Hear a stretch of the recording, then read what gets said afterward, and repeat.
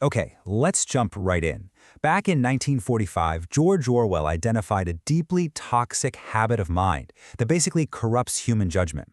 In his fascinating essay Notes on Nationalism, Orwell borrows a great idea from Lord Byron, the concept that sometimes we possess a phenomenon in absolute profusion without actually having a proper name for it.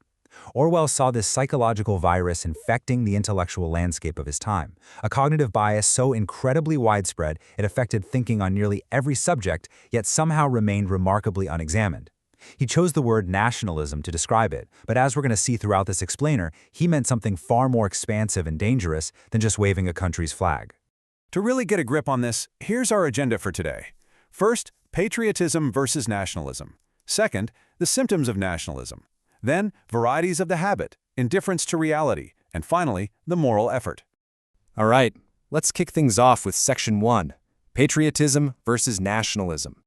Right off the bat, Orwell clears up a massive misconception about the word itself. Interestingly, his use of the word isn't strictly tied to a geographical country, and this is super important. Nationalism, in this extended sense, can attach itself to a church, a social class, or, even just a purely negative idea.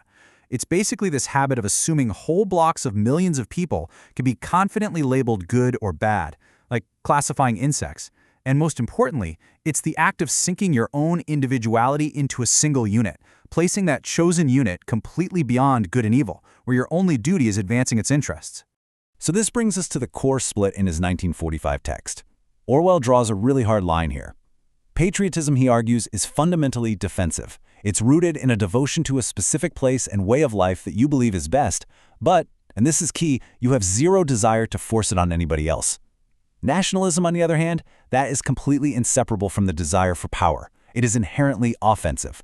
The entire purpose of a nationalist is to secure more power and more competitive prestige, not for themselves, but for the nation or unit they've surrendered their identity to.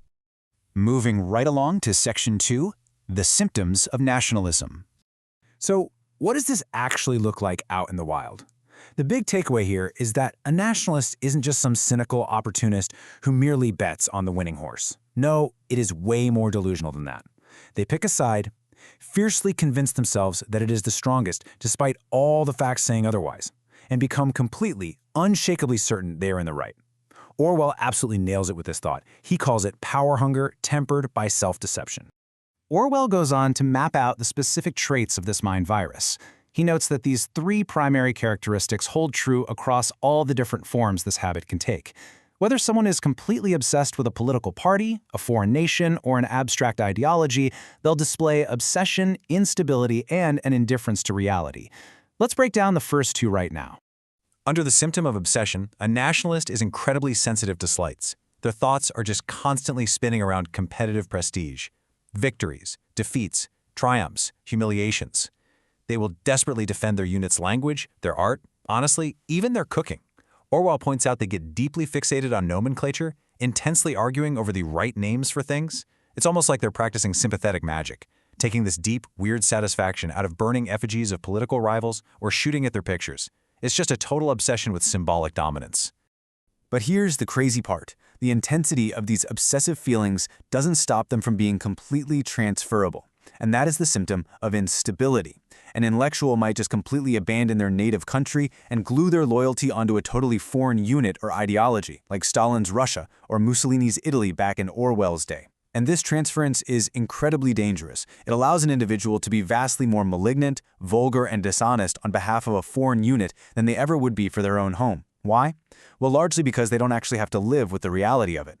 Which leads us right into Section 3, Varieties of the Habit. Now that we've diagnosed the symptoms, let's look at how this habit attaches to highly specific political and cultural movements. Using Orwell's historical framework from 1945, he split these deep loyalties into positive, transferred, and negative nationalism. What's absolutely fascinating here is his observation that wildly opposed currents of thought share the exact same structural obsession with prestige. For example, a political Catholic like G.K. Chesterton, who idealized French military power to boost Catholic prestige, was running on the exact same psychological hardware as a communist, ignoring reality to boost Soviet Russia. And look at negative nationalism. You don't even need something to love. You can be driven entirely by a pure obsessive hatred of a rival unit, like Trotskyism's intense fixation against Stalin. All right, moving to Section 4, indifference to reality. This brings us to what is arguably the most dangerous symptom in Orwell's entire analysis, the utter inability to see the world as it actually is. Because of this indifference, actions are judged entirely by who commits them, not on their own merits. Torture, mass deportations, bombing civilians, the moral color of the atrocity literally shifts depending on the perpetrator. If the enemy does it, it's an undeniable outrage and shocking barbarity.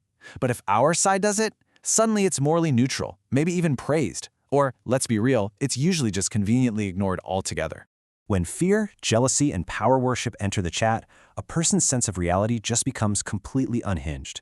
This allows otherwise highly intelligent people to ignore massive, horrific events. Orwell noted how English intellectuals completely failed to foresee the 1939 Russo-German Pact because their loyalties totally blinded their analysis. They ignored things like the extermination of Jews in Dachau or the devastating 1933 Ukrainian famine simply because those facts bounced right off their partisan consciousness. Because of this reality blindness, the nationalist basically spends half their time living in a fantasy world. They literally believe that by rearranging the records, suppressing material facts, and altering dates, they are actually thrusting facts into the past.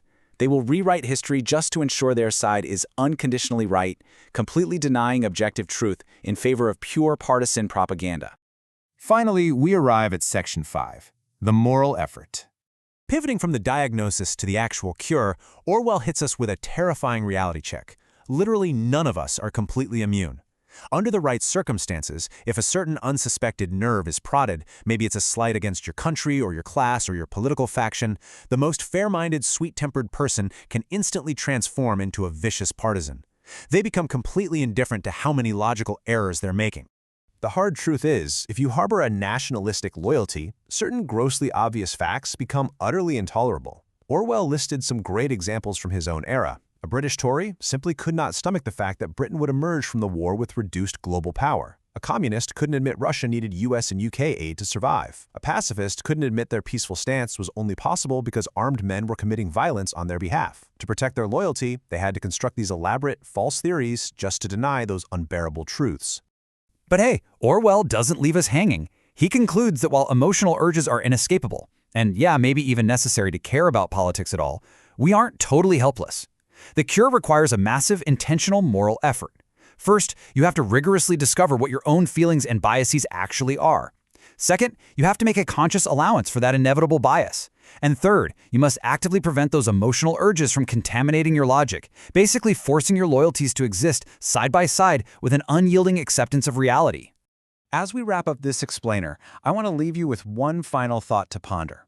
Orwell wrote this back in 1945, but the psychology, it is universally human. We all have units we identify with. So when your own intellectual decencies are prodded, when your side's flaws are laid bare, will you succumb to the habit of nationalism and self-deception, or will you make the exhausting moral effort to see the objective truth?